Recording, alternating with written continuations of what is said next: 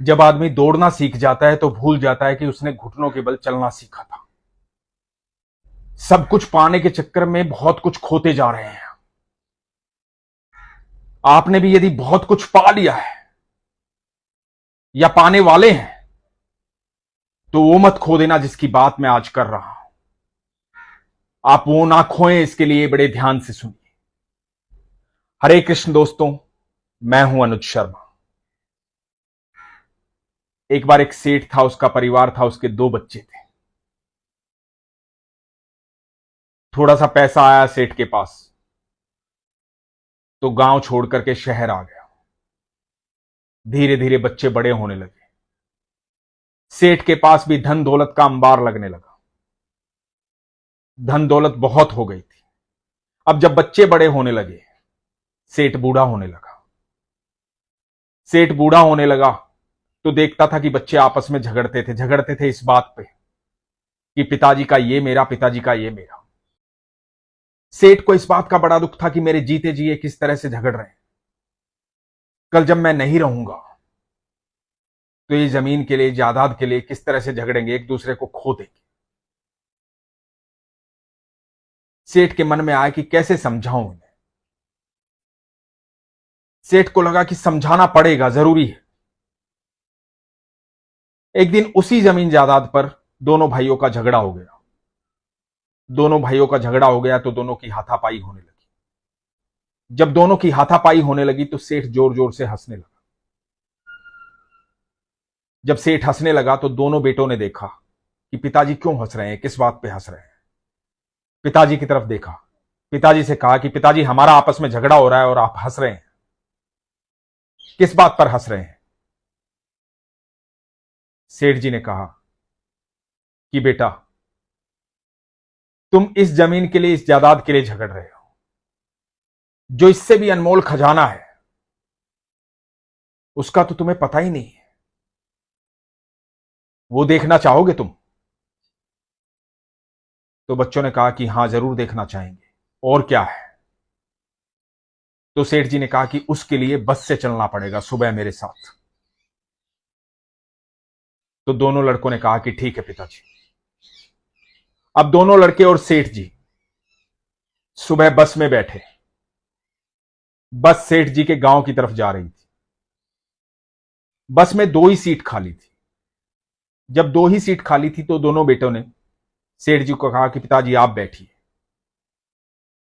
सेठ जी बैठ गए। सेठ जी ने इशारा किया अपने बेटों को कि तुम में से भी एक बैठ जाओ। बड़े ने छोटे से कहा कि तुम बैठ जाओ। छोटा बैठ गया।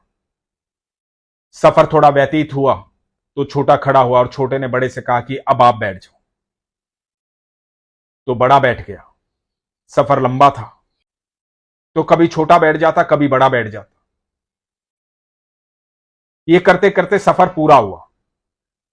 जब सफर पूरा हुआ, सेठ जी अपने गांव पहुंचे। दोनों बेटों के साथ बस से उतरे। गांव के पुराने जानने वालों ने सेठ जी को प्रणाम किया। सेठ जी ने भी उनको प्रणाम किया। दोनों बेटों को लेकर के गए और दोनों बेटों ने देखा कि वहां जहां सेठ जी लेकर के गए वहां एक बड़ी सी हवेली है, लेकिन सारी खंडहर हो चुकी है। सेठ जी ने देखा कि कबूतरों ने अपने घर बना लिए, मधुमक्खी के छत्ते लग गए। सेठ जी वहां एक दीवार के पास जाकर के बैठ गए और रोने लगे। दोनों बेटों ने कहा कि पिताजी, यहां क्यों आए हो और क्यों रो रहे हो? रोना किस बात का? आप तो कुछ दिखाने वाले थे। सेठ जी ने कहा कि बेटा, ये खंडहर देख रहे हो, ये हमारी हवेली हुआ करती थी। जब तुम छोटे थे तो इसी के आंगन में खेलते थे। इसी हवेली के लिए मैंने अपने बड़े भाई से झगड़ा किया था। जब पिताजी चले गए थे तो दोनों भाइयों का झगड़ा हुआ। जब मैं बड़े भाई से झगड़ने लगा तो बड़े भाई ने कहा कि भाई, कोई बात नहीं, तू रख ले, तुझे ये हवेली पसंद है, तू रख ले।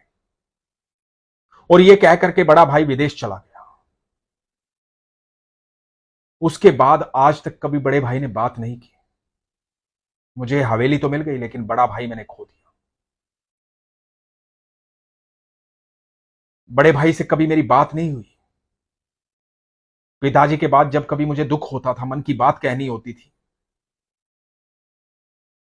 तो मेरे पास कोई था नहीं।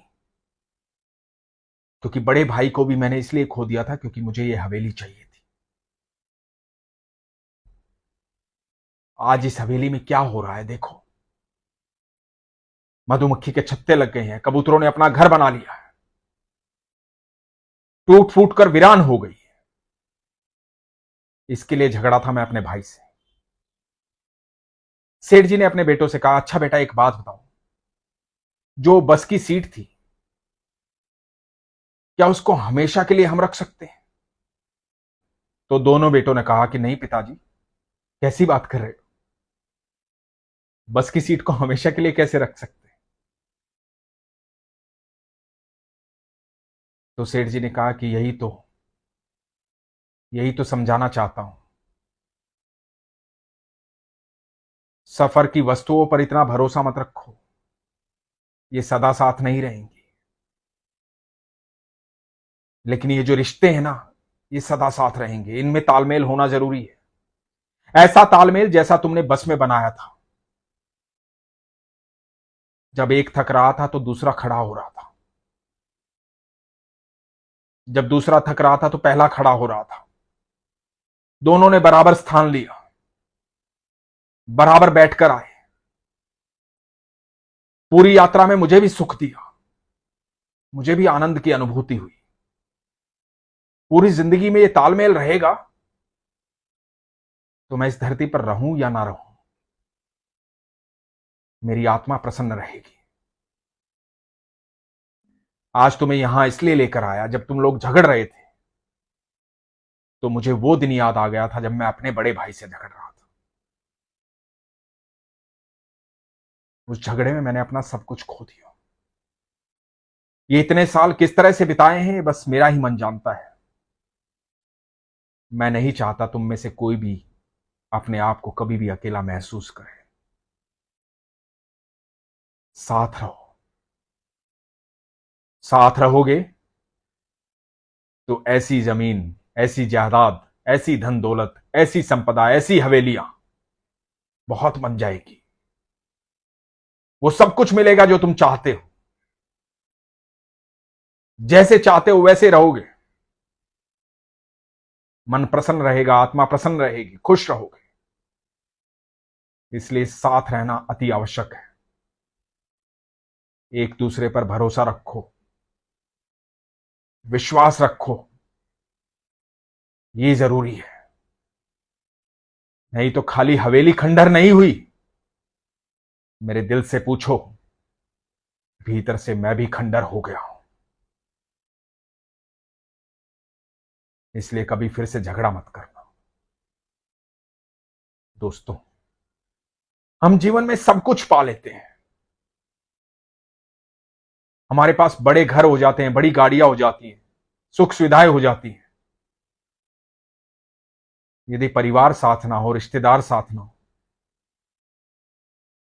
जीवन में प्यार ना हो, ऐसा कोई ना हो जिससे अपने मन की बात बांट पाए, यदि ऐसा कोई ना हो कि जब मन दुखी हो तो किसी कंधे पर सर रख ले और आंखों से अश्रु बहा दे, अपने दिल की बात उसे कह दे,